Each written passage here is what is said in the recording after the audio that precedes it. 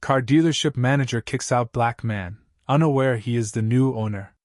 Darrell Carter stepped out of his modest SUV into the blazing Arizona sun, his gray hoodie and worn jeans starkly contrasting the sleek, high-end vehicles glinting in the lot of Prestige Motors. The flagship luxury car dealership boasted its opulence like a trophy, but today, Darrell wasn't interested in its glossy exteriors or the showroom's curated perfection. Today, he was here for something deeper, to see how this place ran when no one knew the new boss was watching.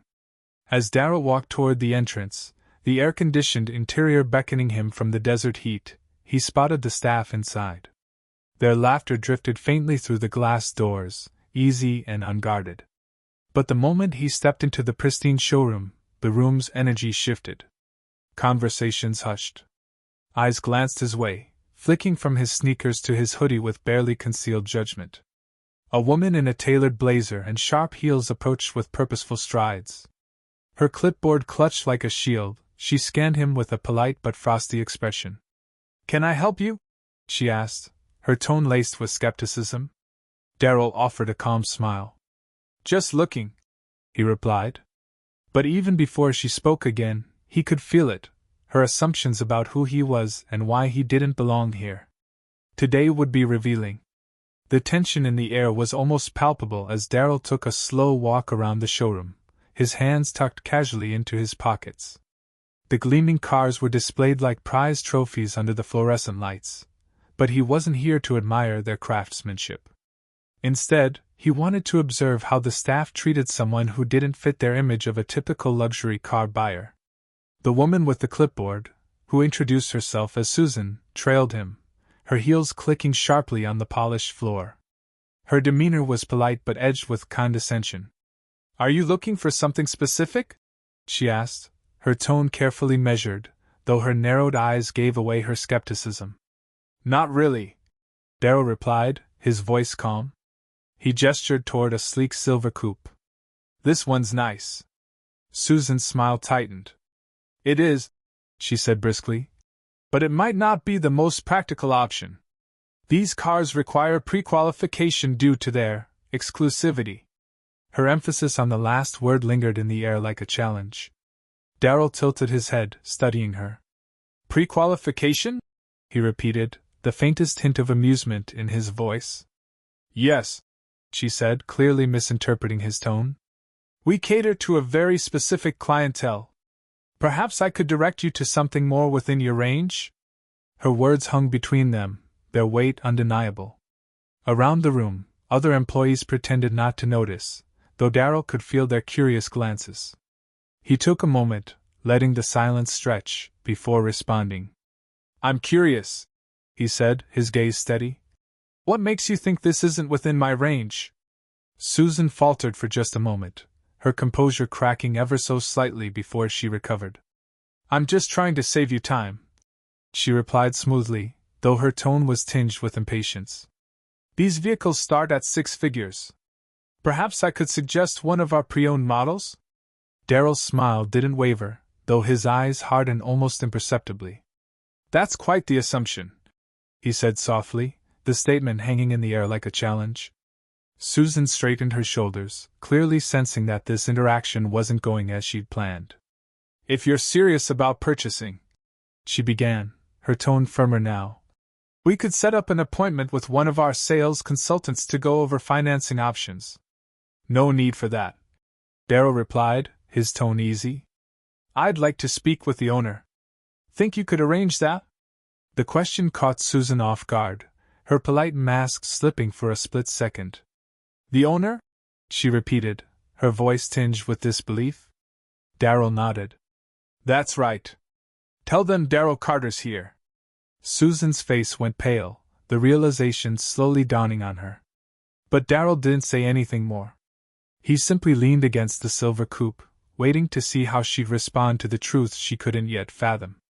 Darrell leaned casually against the silver coupe, his composed demeanor a stark contrast to the swirling tension in the room. Susan's hesitation hung in the air as she struggled to process his words. Around them, a few employees stole glances, curiosity piqued by the unexpected request to summon the owner. Susan's face betrayed a flicker of uncertainty before she straightened her shoulders, forcing a strained smile. I'll see what I can do, she stammered, her voice tight. She pivoted on her heel and walked briskly toward the manager's office, her heels clicking against the polished showroom floor. Darrell watched her go, his expression neutral but his mind working quickly. This interaction confirmed much of what he had suspected about the dealership's culture.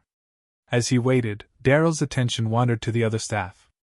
A young sales associate, barely out of his 20s, was pretending to polish a car, though his eyes kept darting toward Darrell. A receptionist at the front desk whispered to another employee, their heads bent close together. The hum of whispers and furtive glances was impossible to ignore. Darrell couldn't help but wonder how many customers had felt this same unspoken scrutiny. Minutes later, Susan returned, her clipboard clutched tightly to her chest. "Unfortunately, the owner isn't available," she announced, her tone clipped but polite. "If you'd like, I can set up a meeting for you later this week." Darrell raised an eyebrow, his calm exterior betraying none of his irritation. "That won't be necessary," he replied evenly. He pulled his phone from his pocket and dialed the number. The room seemed to hold its breath as he spoke briefly into the phone. "Yeah, it's me. I'm at the dealership. Can you come down?" He ended the call and slid the phone back into his pocket, turning his attention to Susan, whose confident veneer was beginning to crack. "The owner will be here shortly," he said simply. Susan's mouth opened, then closed. Her clipboard seemed to function as both a prop and a shield as she gripped it tightly. "I see," she said finally, though her voice lacked its usual authority.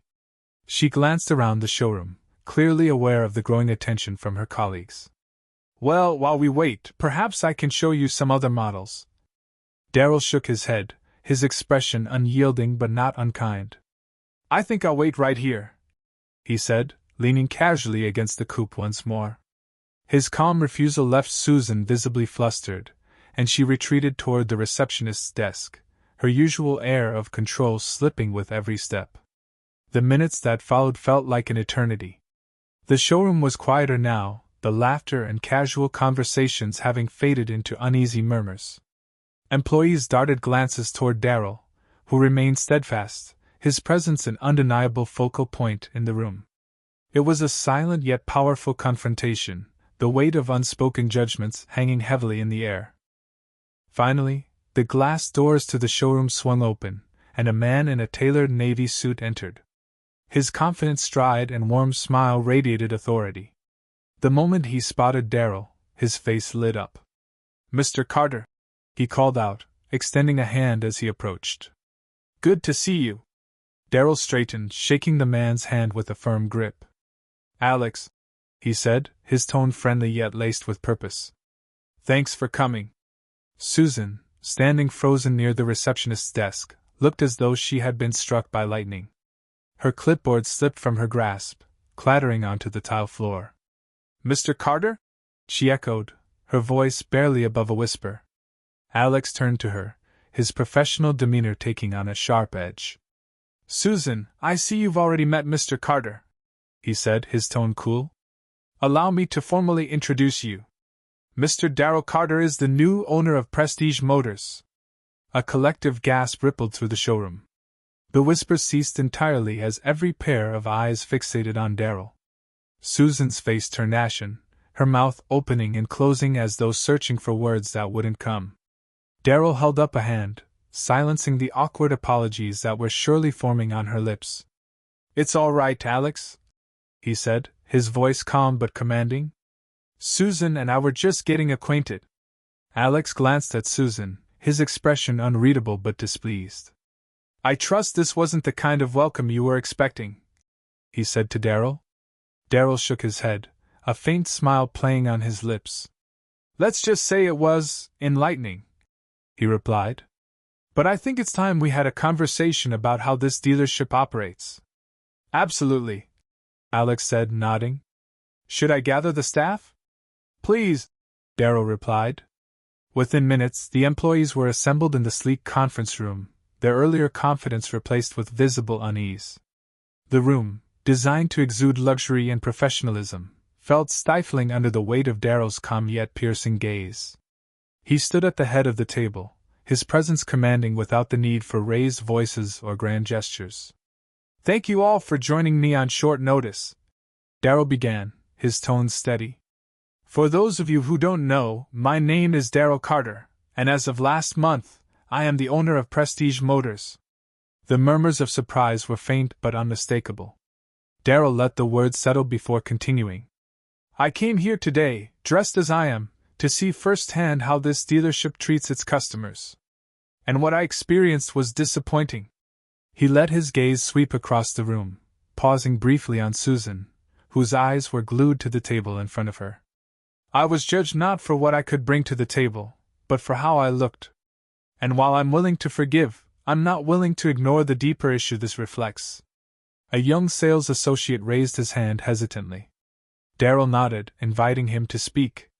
"Mr. Carter," the associate began nervously, "I think most of us try to treat customers fairly, but sometimes we make assumptions. It's not intentional." Darrell nodded, his expression thoughtful. "I understand," he said. "Biases, intentional or not, exist in all of us. But that doesn't excuse them. What matters is how we address and overcome them." He turned his attention back to the group as a whole. "From this day forward, this dealership will operate on principles of respect, fairness, and inclusivity. Every customer who walks through those doors deserves to be treated with dignity, regardless of their appearance or perceived status." There was a murmur of agreement, though some faces remained wary. Darrell's gaze landed on Susan, who finally looked up, her face a mixture of regret and determination. "Susan," he said, his voice softening slightly, "I'd like to hear your thoughts." She hesitated before speaking, her voice shaky but sincere. I made a mistake," she admitted. "And I'm sorry. I misjudged you, and I misjudged what this dealership stands for." Darrell nodded, acknowledging her apology. "I appreciate that," he said. "But apologies aren't enough. Actions speak louder than words. Moving forward, I expect everyone here to embody the values we want this dealership to represent." The room fell silent, the weight of his words settling on every person present. Darrell straightened, his posture radiating quiet authority. "This isn't just about selling cars," he said. "It's about creating an experience that reflects excellence in every sense of the word.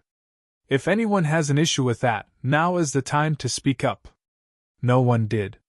The silence was deafening, but in it, Darrell sensed a shift. The unease was giving way to reflection, and perhaps, a new resolve. Darrell Carter had never been one to flaunt his success.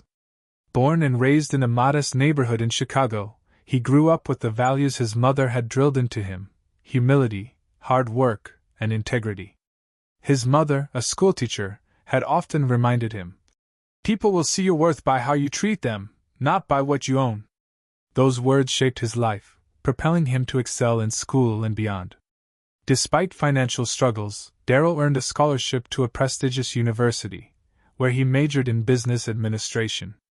He stood out not only for his academic prowess but also for his natural ability to connect with people. He'd worked part-time jobs in retail and sales throughout college, gaining first-hand experience in understanding customer needs and the importance of creating a positive experience. After graduation, Darrell climbed the corporate ladder with unrelenting determination. His career took off in the automotive industry, where he quickly gained a reputation as a shrewd negotiator and a visionary leader. He believed in building businesses that valued their employees as much as their customers. This philosophy led him to take underperforming dealerships and transform them into thriving enterprises. His innovative strategies and people-first approach earned him industry accolades, but Darrell remained grounded, more focused on the satisfaction of his team and customers than on collecting awards. Several years into his career, Darrell decided to branch out on his own. He liquidated his savings and leveraged his network to purchase his first dealership. It was a risky move, but one he felt ready for. He chose Prestige Motors in Scottsdale, Arizona, as his next venture. Known for its luxury inventory, The dealership was an impressive addition to its growing portfolio. However, it also had a reputation that didn't sit well with him.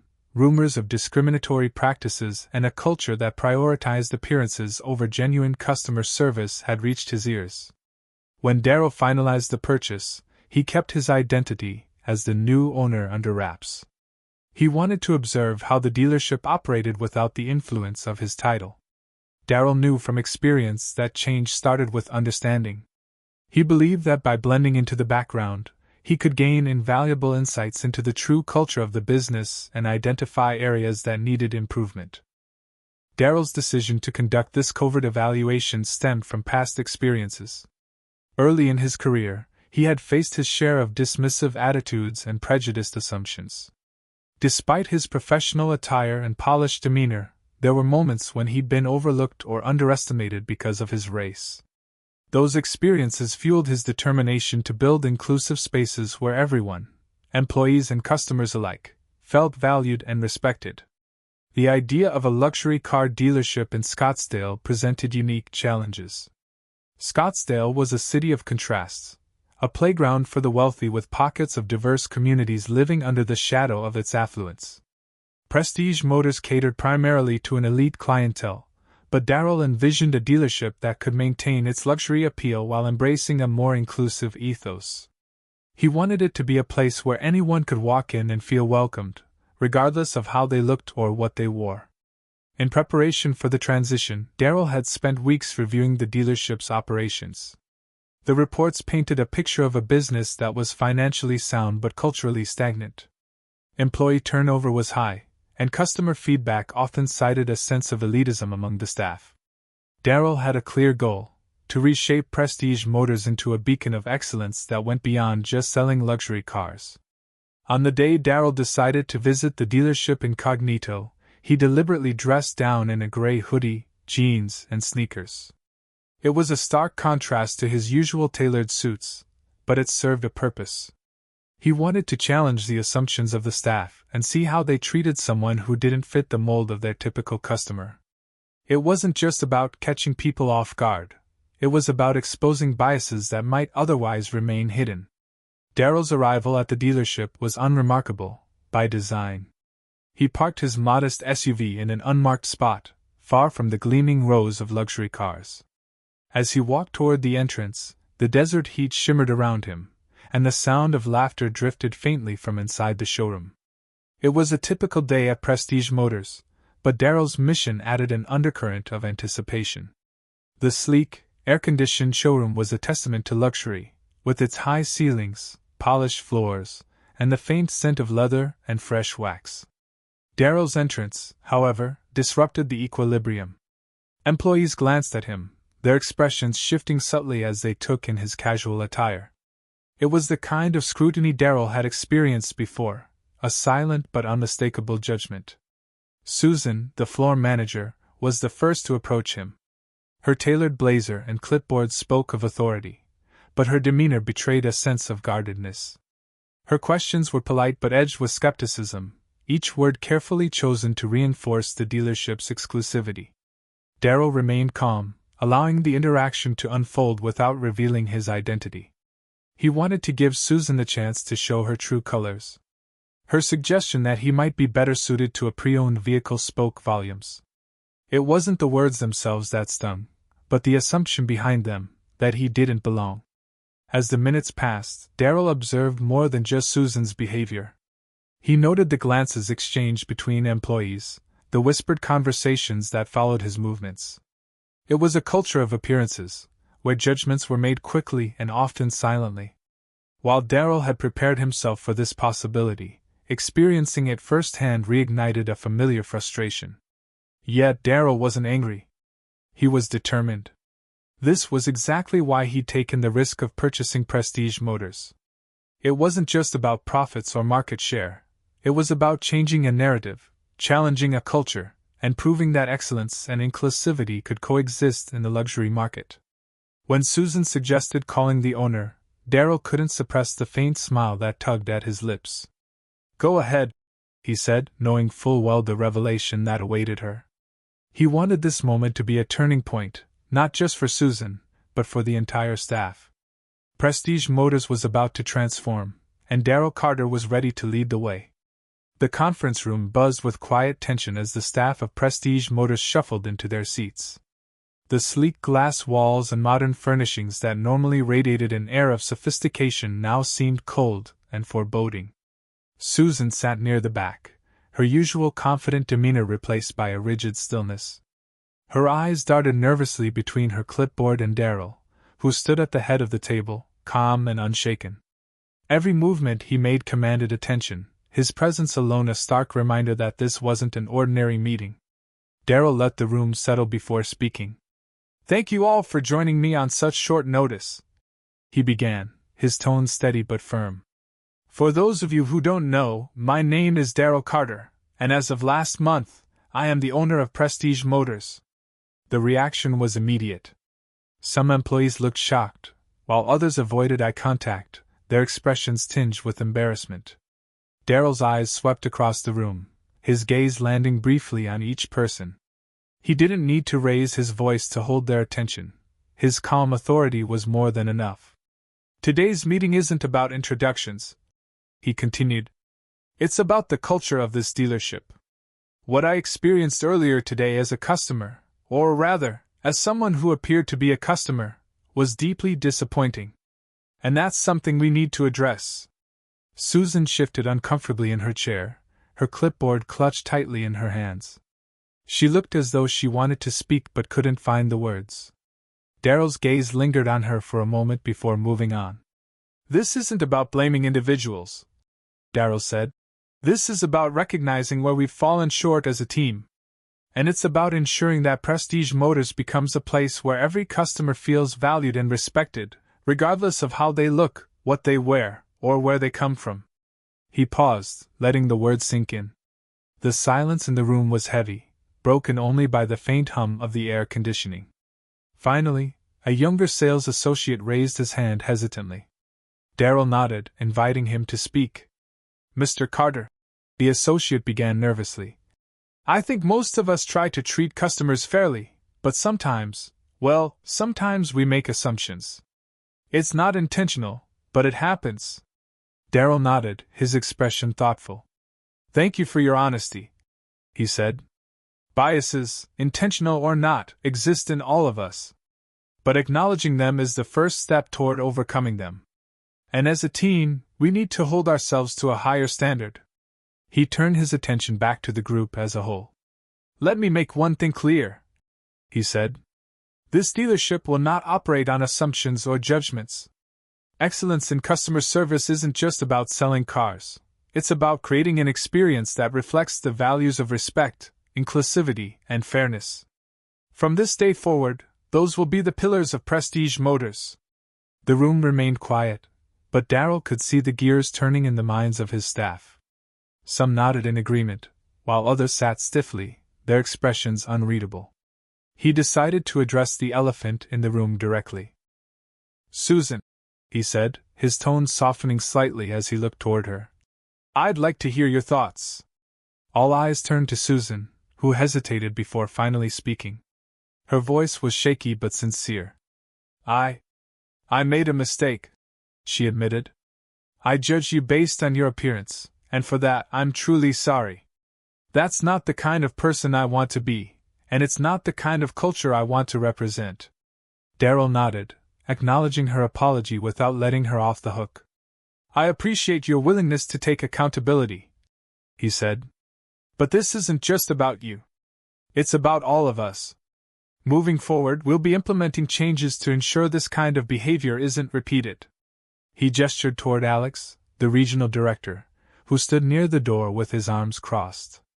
"Alex and I have discussed several initiatives to reshape the culture of this dealership," Darrell continued. "This includes mandatory training on unconscious bias, regular team-building exercises, and a new code of conduct that every employee will be required to sign." A murmur rippled through the room. Some employees looked relieved, while others appeared skeptical. Darrell could sense the resistance, and decided to address it head-on. "I understand that change can be uncomfortable," he said, "but it's necessary. If anyone feels that they can't align with the values we're setting forth, I'll respect your decision to leave. But make no mistake, this dealership is moving forward, and we're doing it together. His words hung in the air, the weight of them undeniable. For a moment, no one spoke. Then, one by one, employees began nodding. The younger sales associate who had spoken earlier raised his hand again. I think this is a good thing, he said. It's about time we made some changes. Darrell smiled faintly, a hint of warmth breaking through his otherwise composed demeanor. I'm glad to hear that, he said. Because this isn't just about improving our bottom line, it's about creating a legacy of excellence that we can all be proud of. As the meeting continued, Darrell outlined his vision for the future of Prestige Motors. He spoke about the importance of community engagement, customer loyalty, and fostering an environment where employees feel empowered to succeed. By the time the meeting concluded, the mood in the room had shifted. While the initial tension hadn't completely dissipated, there was a sense of cautious optimism. As the employees filed out, Susan lingered behind, her hands twisting nervously. When the room was nearly empty, she approached Darrell, her voice barely above a whisper. Mr. Carter, she said, I want to thank you for giving me a chance to do better. I won't let you down. Darrell looked at her for a long moment before responding. Actions speak louder than words, Susan, he said. I'll be watching, but I'm hopeful you'll rise to the occasion. She nodded, her expression earnest. I will, she said firmly. As Susan left the room, Darrell turned to Alex. Let's set up a follow-up meeting next week, he said. I want to make sure we're staying on track. Alex nodded, a hint of admiration in his expression. You've got it, boss, he said. Darrell stepped out into the showroom, his gaze sweeping over the gleaming cars and the employees who were now bustling about with a renewed sense of purpose. There was still much work to be done, but for the first time, he felt a glimmer of optimism. Prestige Motors wasn't just a dealership. It was an opportunity to redefine what excellence looked like. And Darrell Carter was ready to lead the charge. The conference room emptied, leaving Darrell alone with Alex, the regional director. The room's atmosphere, still charged with the weight of Darrell's words, gradually settled into silence. Darrell leaned against the table, his gaze fixed on the glass walls that offered a view of the bustling showroom. Alex approached him, his usual professional demeanor softened by a hint of admiration. You handled that better than most would, Alex said. Darrell nodded but didn't immediately respond. Instead, he gestured toward the showroom. That's where the real work begins, he said. Change doesn't come from a single meeting. Alex nodded. True. But you set the tone today. That's the first step. Darrell's lips twitched in a faint smile. It's a start, he agreed. He straightened and turned to Alex. Let's keep moving. I want to observe more of the operations before the day ends. The two men exited the conference room, stepping back into the vibrant showroom. Employees bustled about, their movements were more deliberate now, though Darrell could sense their lingering unease. Eyes flicked toward him and then away as if still grappling with the day's revelations. Darrell let them look. He wanted them to feel the weight of his presence, to understand that he was watching, not with malice but with purpose.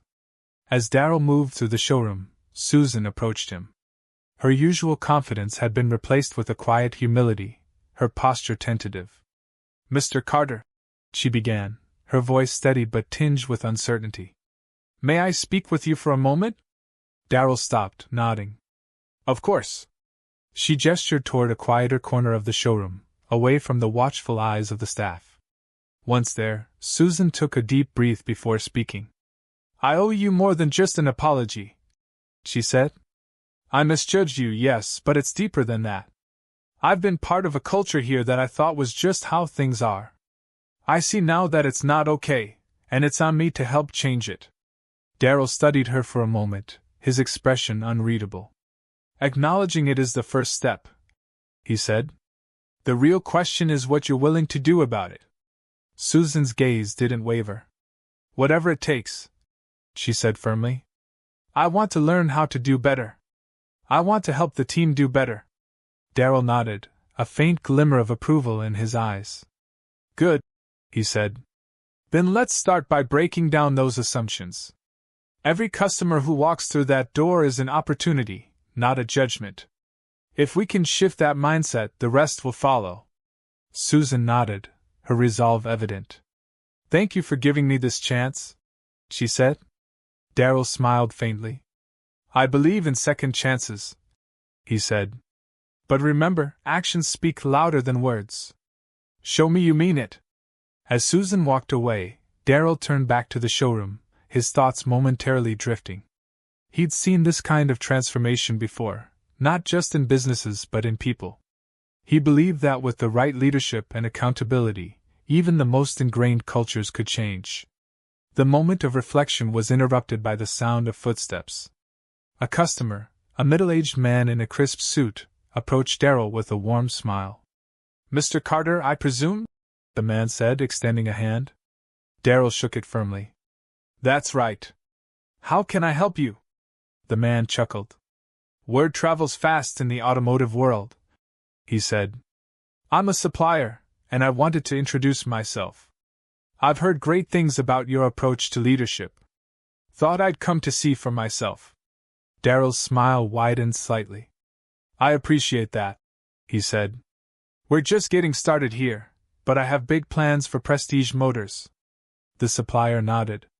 If today's buzz is any indication, you're off to a strong start, he said. I'd love to discuss potential collaborations. Darrell gestured toward his office. Let's talk, he said. As they walked away, the showroom continued to hum with activity.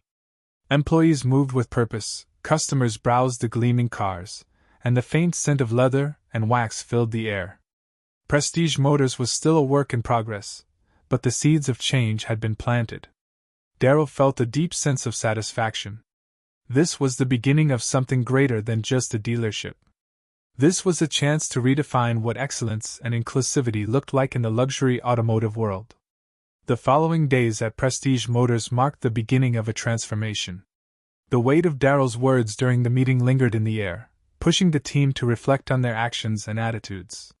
For the first time in years, the showroom felt different, not just in appearance, but in spirit. Susan's change was perhaps the most evident. Once seen as the unyielding gatekeeper of exclusivity, she now worked tirelessly to shift her approach. She took the lead in organizing the unconscious bias training Darrell had mandated, attending every session alongside her team.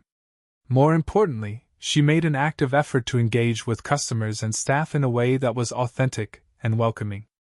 Her earlier confidence, rooted in assumptions, was now tempered by humility and a genuine desire to improve.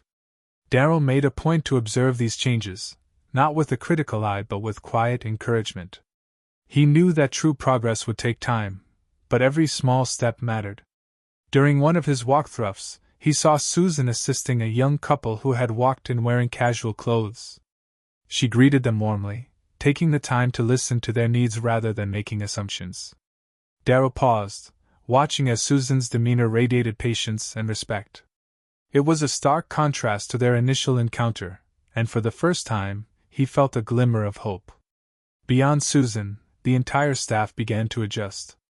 Darrell's emphasis on inclusivity and respect resonated with many of the younger employees, who saw the changes as an opportunity to redefine their roles.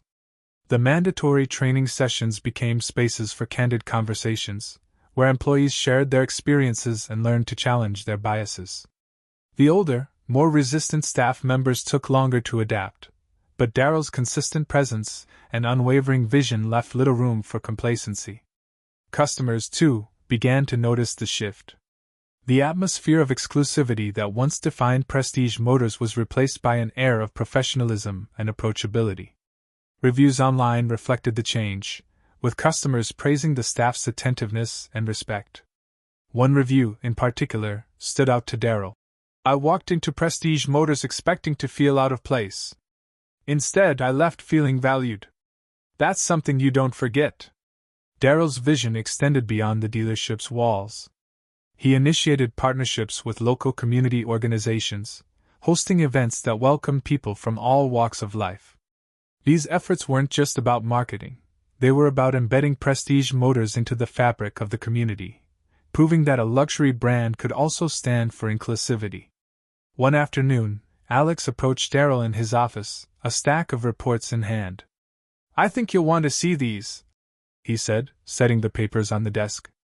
Darrell flipped through the reports, his eyes scanning the numbers. Sales were up, but what truly caught his attention was the increase in repeat customers and referrals. It was clear that the changes were resonating, not just internally but externally as well.